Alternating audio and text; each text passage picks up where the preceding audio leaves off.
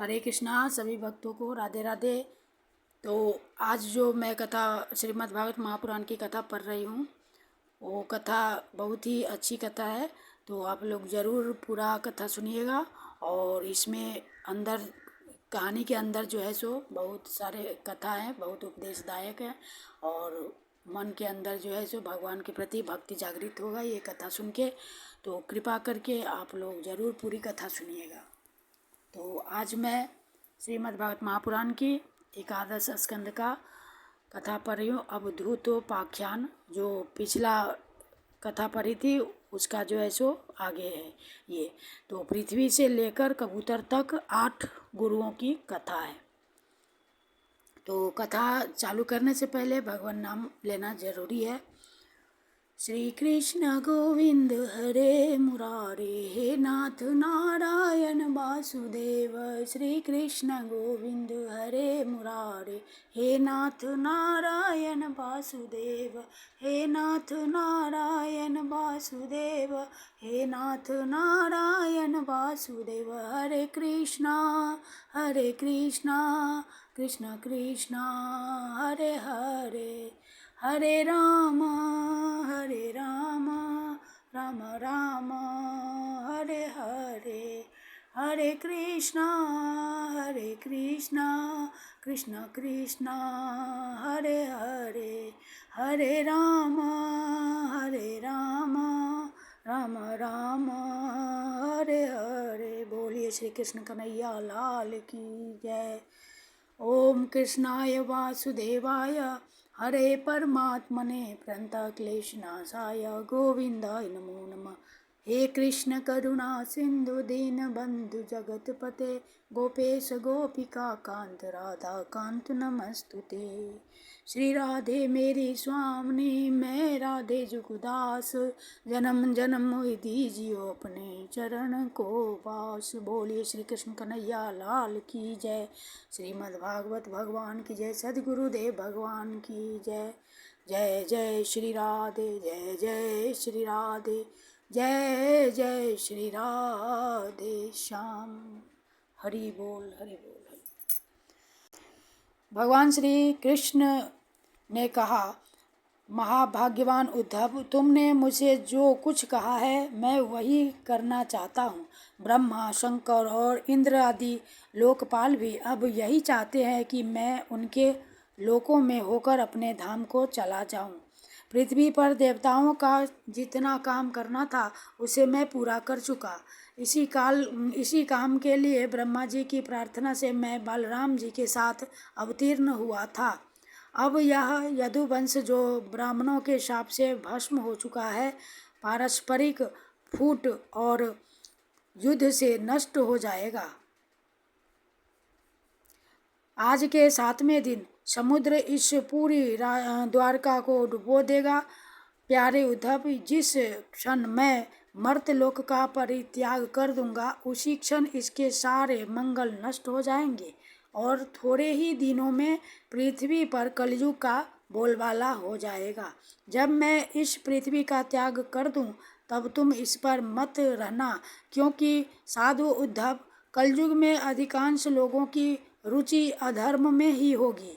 अब तुम अपने आत्मीय स्वजन और बंधु बांधवों का स्नेह संबंध छोड़ दो और अनन्य प्रेम से मुझ में अपना मन लगाकर समदृष्टि से पृथ्वी में स्वच्छंद विचरण करो। इस जगत में जो कुछ मन से सोचा जाता है, वाणी से कहा जाता है, नेत्रों से देखा जाता है और श्रवण आदि इंद्रियों से अनुभव किया जाता है, वह सब नाशवान है, सपने की तरह मन का विलास है। इसलिए माया मात्र है, मिथ्या है, ऐसा समझ लो। जिस पुरुष का मन अशांत है, असंयत है, उसी को पागल की तरह अनेकों वस्तुएं मालूम पड़ती हैं। वास्तव में यह चित्त का भ्रम ही है।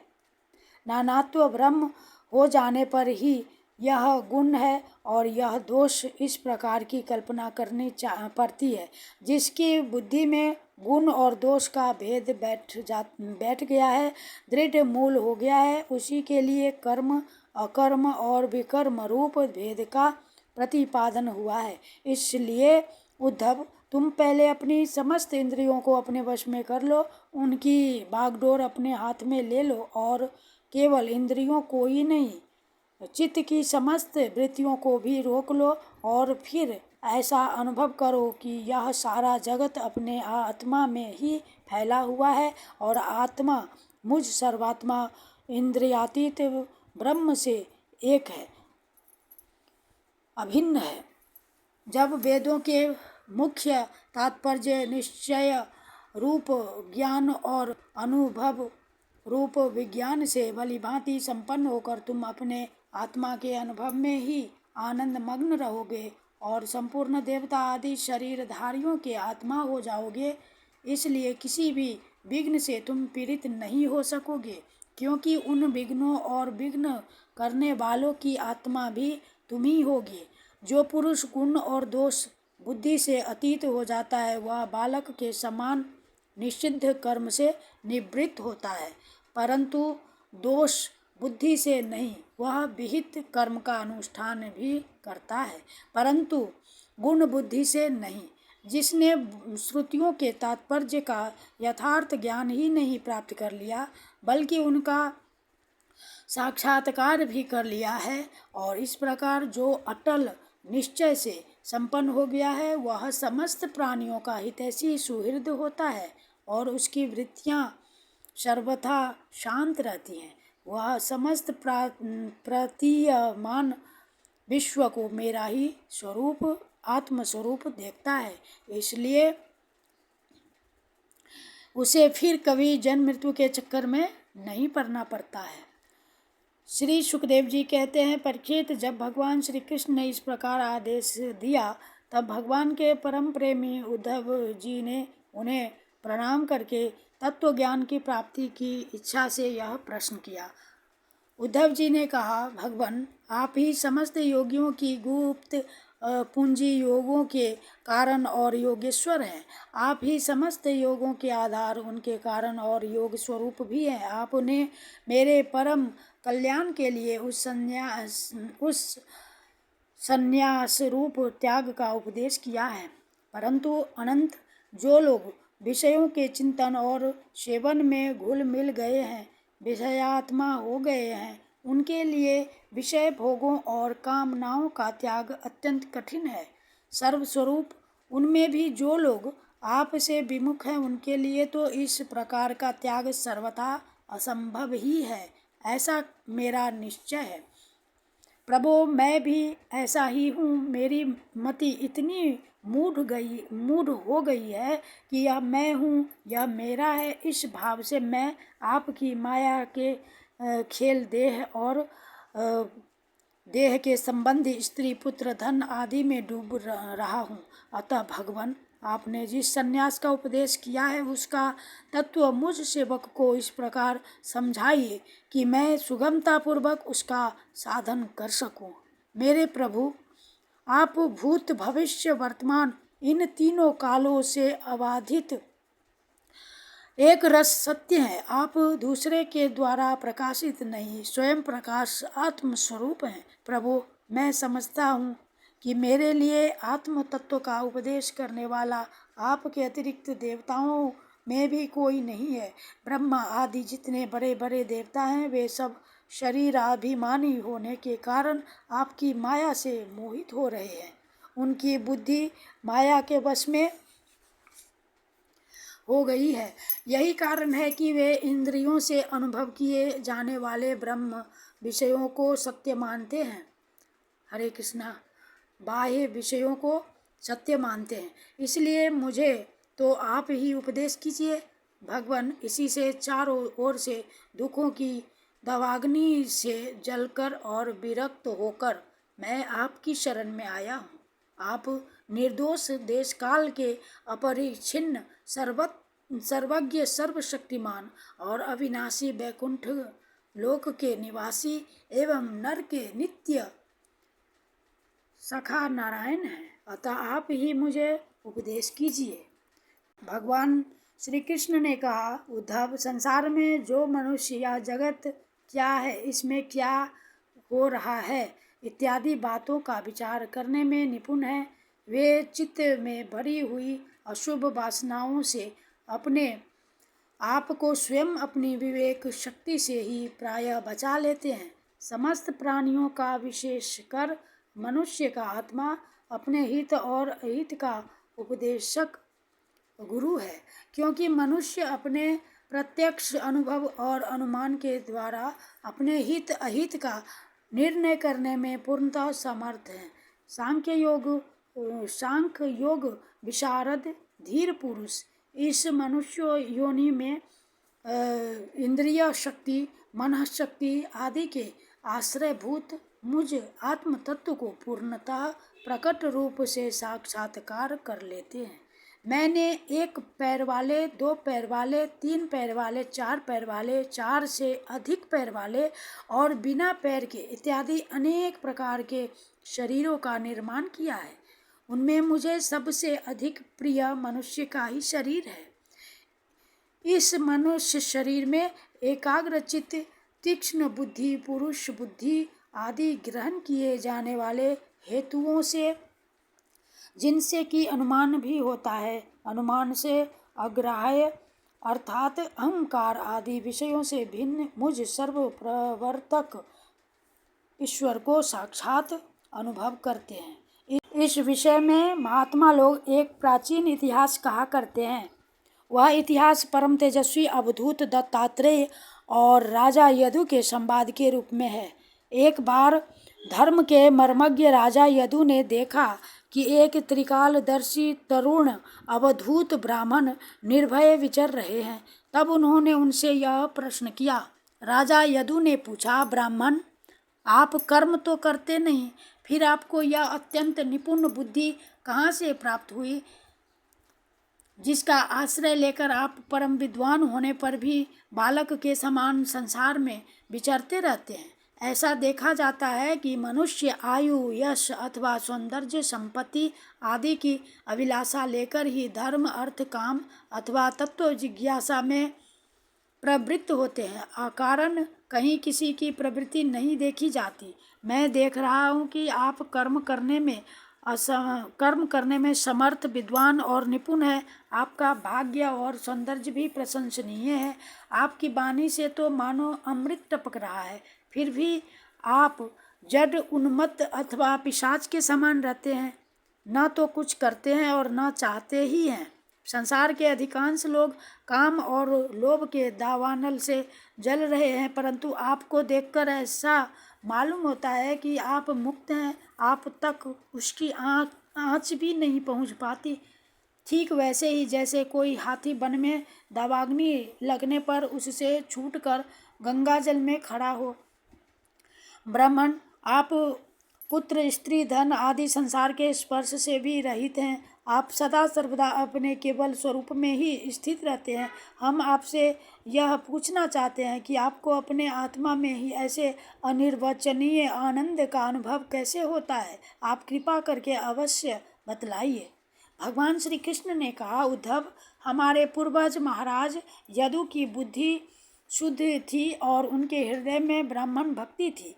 उन्होंने परम भाग्यवान दत्तात्रेय जी का अत्यंत सत्कार करके यह प्रश्न पूछा और बड़े विनम्र भाव से सिर झुकाकर वे उनके सामने खड़े हो गए। अब दत्तात्रेय जी ने कहा, ब्रह्मवेता दत्तात्रेय जी ने कहा, राजन, मैंने अपनी बुद्धि से बहुत से गुरुओं का आश्रय लिया है। उनसे शिक्षा ग्रहण करके मैं इस जगत में मुक्त भाव से स्वच्छंद विचरता हूँ। तुम उन गुरुओं के नाम और उनके ग्रहण की हुई शिक्षा सुनो। मेरे गुरुओं के नाम है पृथ्वी, वायु, आकाश, जल, अग्नि, चंद्रमा, सूर्य, कबूतर, अजगर, समुद्र, पतंग, भौरा या मधुमक्खी, हाथी, शहद निकालने वाला, हरिण, मछली, पिंगला, वेश्या, कुरर, पक्षी, बालक, कुमारी कन्या, बाण बनाने वाला, सर्प, मकड़ी और भृंगी कीट। राजन, मैंने इन 24 गुरुओं का आश्रय लिया है और इन्हीं के आचरण से इस लोक में अपने लिए शिक्षा ग्रहण की है। बीरबर ययाति नंदन, मैंने जिससे जिस प्रकार जो कुछ सीखा है वह सब ज्यों का त्यों तुमसे कहता हूँ, सुनो।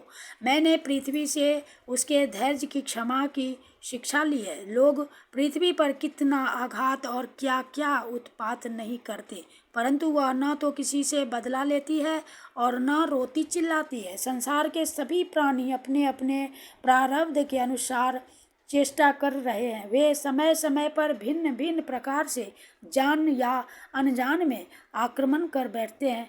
धीर पुरुष को चाहिए कि उनकी विवशता समझे, न तो अपना धीरज खोवे और न क्रोध करे, अपने मार्ग पर ज्यों का त्यों चलता रहे। पृथ्वी के ही विकार, पर्वत और वृक्ष से मैंने यह शिक्षा ग्रहण की है कि जैसे उनकी सारी चेष्टाएं सदा सर्वदा दूसरों के हित के लिए ही होती है, बल्कि यूँ कहना चाहिए कि उनका जन्म ही एकमात्र दूसरों का हित करने के लिए ही हुआ है। साधु पुरुष को चाहिए कि उनकी शिष्यता स्वीकार करके उनसे परोपकार की शिक्षा ग्रहण करे। मैंने शरीर के भीतर रहने वाले प्राण वायु से यह शिक्षा ग्रहण की है कि जैसे वह आहार मात्र की इच्छा रखता है और उसकी प्राप्ति से ही संतुष्ट हो जाता है, वैसे ही साधक को भी चाहिए कि जितने से जीवन निर्वाह हो जाए उतना भोजन कर ले। इंद्रियों को तृप्त करने के लिए बहुत से विषय न चाहे, संक्षेप में उतने ही विषयों का उपयोग करना चाहिए जिनसे बुद्धि विकृत न हो, मन चंचल न हो और वाणी व्यर्थ की बातों में न लग जाए। शरीर के बाहर रहने वाले वायु से मैंने यह सीखा है कि जैसे वायु को अनेक स्थानों में जाना पड़ता है, परंतु वह कहीं भी आसक्त नहीं होता, किसी का भी गुण दोष नहीं अपनाता, वैसे ही साधक पुरुष भी आवश्यकता होने पर विभिन्न प्रकार के धर्म और स्वभाव वाले विषयों में जाए, परंतु अपने लक्ष्य पर स्थिर रहे। किसी के गुण या दोष की ओर झुक न जाए, किसी से आसक्ति या द्वेष न कर बैठे। गंध वायु का गुण नहीं, पृथ्वी का गुण है, परंतु वायु को गंध का वहन करना पड़ता है। ऐसा करने पर भी वायु शुद्ध ही रहता है, गंध से उसका संपर्क नहीं होता। वैसे ही साधक का जब तक इस पार्थिव शरीर से संबंध है, तब तक उससे इसकी व्याधि, पीड़ा और भूख प्यास आदि का भी वहन करना पड़ता है, परंतु अपने को शरीर नहीं आत्मा के रूप में देखने वाला साधक शरीर और उसके गुणों का आश्रय होने पर भी उनसे सर्वथा निर्लिप्त रहता है।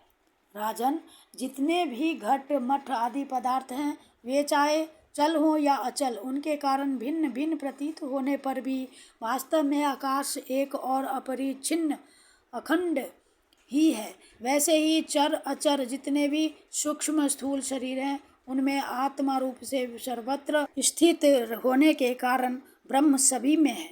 साधक को चाहिए कि सूत के मणियों में व्याप्त सूत के समान आत्मा को अखंड और असंग रूप से देखे। वह इतना विस्तृत है कि उसकी तुलना कुछ कुछ आकाश से ही की जा सकती है। इसलिए साधक को आत्मा की आकाश रूपता की भावना करनी चाहिए।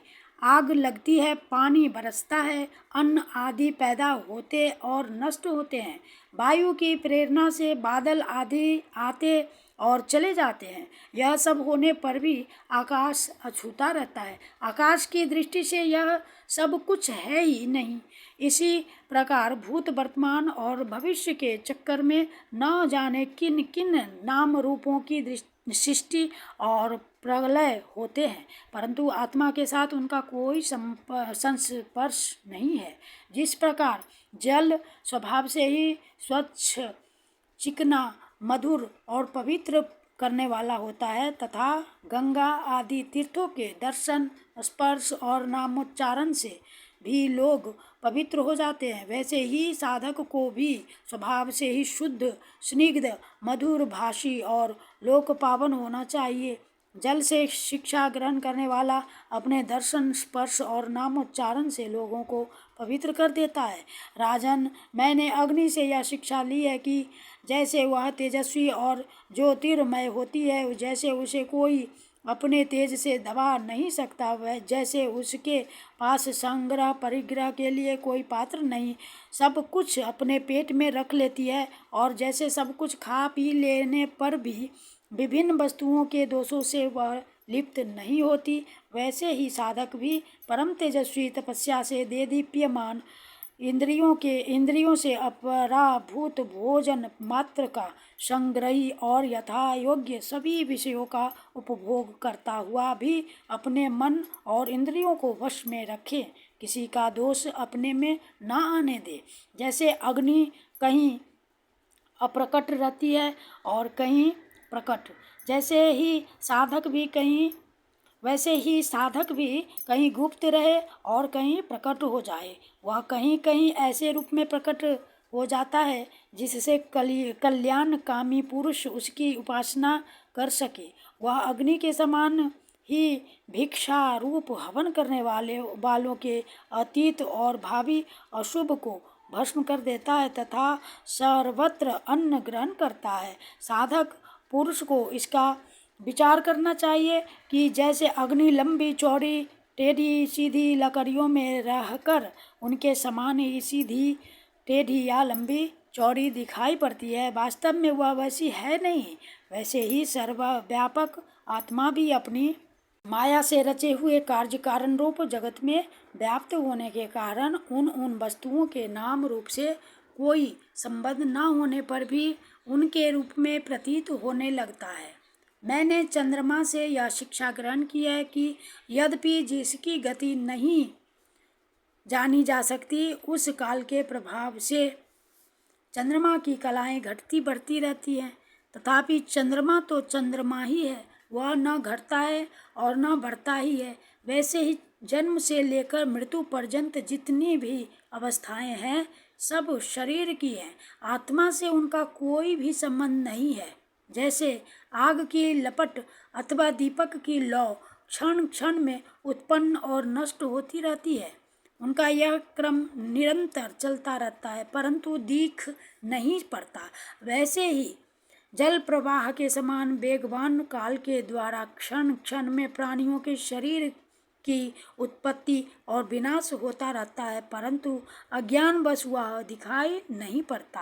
राजन, मैंने सूर्य से यह शिक्षा ग्रहण की है कि जैसे वे अपनी किरणों से पृथ्वी का जल खींचते और समय पर उसे बरसा देते हैं, वैसे ही योगी पुरुष इंद्रियों के द्वारा समय पर विषयों का ग्रहण करता है और समय आने पर उनका त्याग, उनका दान भी कर देता है। किसी भी समय उसे इंद्रिय के किसी भी विषय में आसक्ति नहीं होती।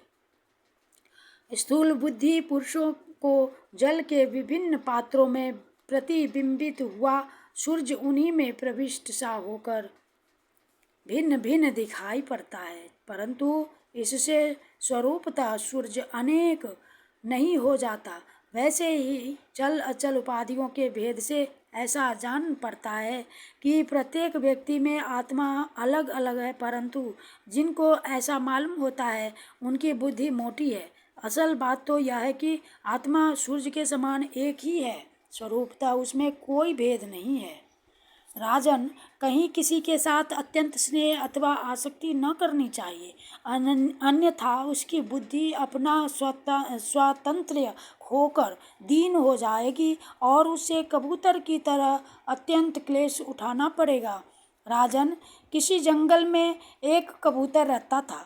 उसने एक पेड़ पर अपना घोंसला बना रखा था। अपनी मादा कबूतरी के साथ वह कई वर्षों तक उसी घोंसले में रहा। उस कबूतर के जोड़े के रूप में हृदय में निरंतर एक दूसरे के प्रति स्नेह की बुद्धि होती जाती थी। वे गृहस्थ धर्म में इतने आसक्त हो गए थे कि उन्होंने एक दूसरे की दृष्टि से दृष्टि, अंग से अंग और बुद्धि से बुद्धि को बांध रखा था।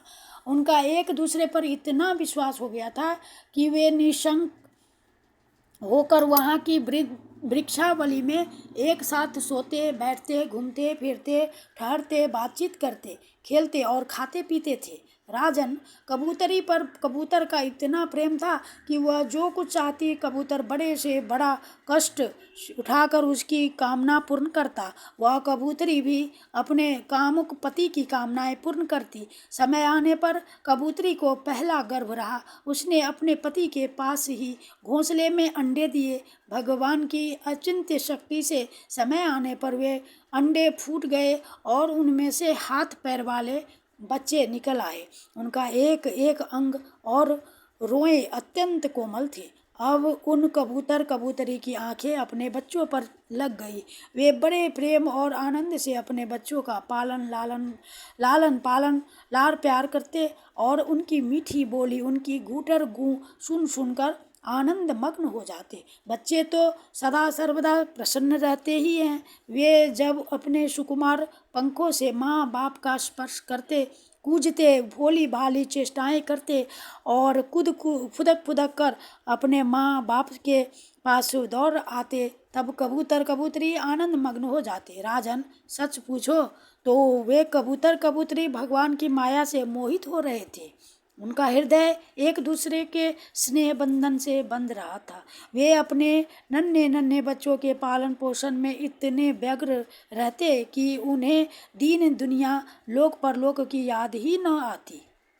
एक दिन दोनों नर मादा अपने बच्चों के लिए चारा लाने जंगल में गए हुए थे, क्योंकि अब उनका कुटुंब बहुत बड़ा बढ़ गया था। वे चारे के लिए चिरकाल तक जंगल में चारों ओर विचरते रहे। इधर एक बहेलिया घूमता घूमता संजोगवश उनके घोंसले की ओर आ निकला। उसने देखा कि घोंसले के आसपास कबूतर के बच्चे फुदक रहे हैं। उसने जाल फैलाकर उन्हें पकड़ लिया। कबूतर कबूतरी बच्चों को खिलाने पिलाने के लिए हर समय उत्सुक रहा करते थे। अब वे चारा लेकर अपने घोंसले के पास आए।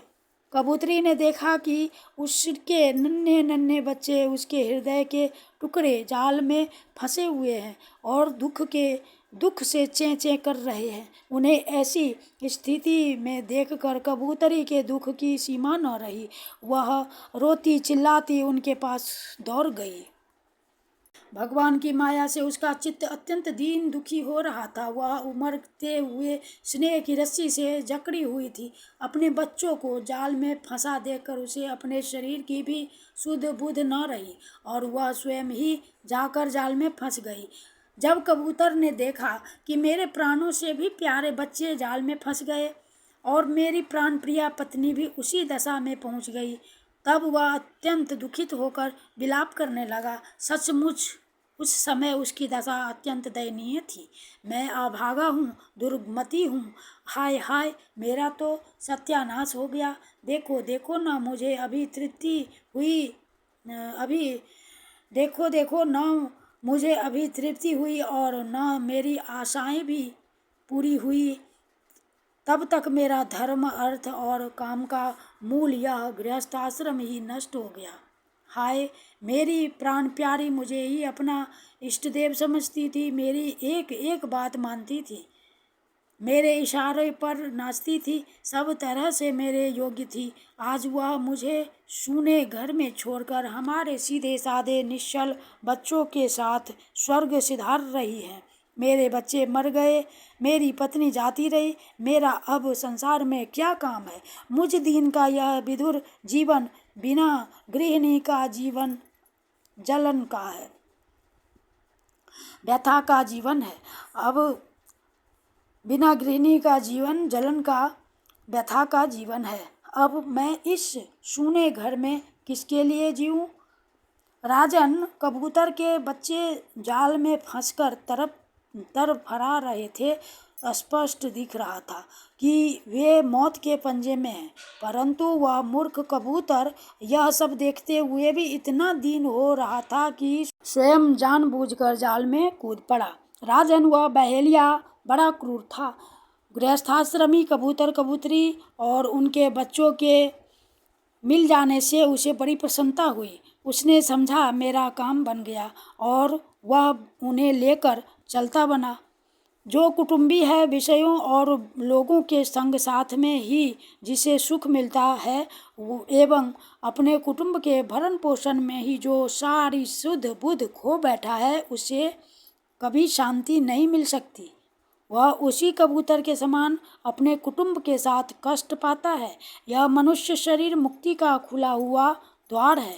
इसे पाकर भी जो कबूतर की तरह अपनी घर गृहस्थी में ही फंसा हुआ है वह बहुत ऊंचे तक चढ़कर गिर रहा है। शास्त्र की भाषा में वह आरूढ़च्युत है।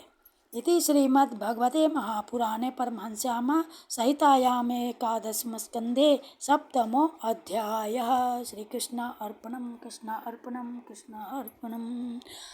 हरे कृष्ण कृष्ण कृष्ण हरे हरे, हरे राम राम राम हरे हरे, हरे कृष्ण कृष्ण कृष्ण हरे हरे, हरे राम राम राम हरे हरे, हरे कृष्ण कृष्ण कृष्ण हरे हरे, हरे राम राम राम हरे हरे। बोलिए श्रीमद् भागवत भगवान की जय, सद् गुरुदेव भगवान की जय। जय श्री राधे, जय जय श्री राधे, जय जय श्री राधे श्याम श्री वृंदावन बिहारी लाल की जय। श्री कृष्णार्पणम कृष्णार्पणम कृष्णार्पणम।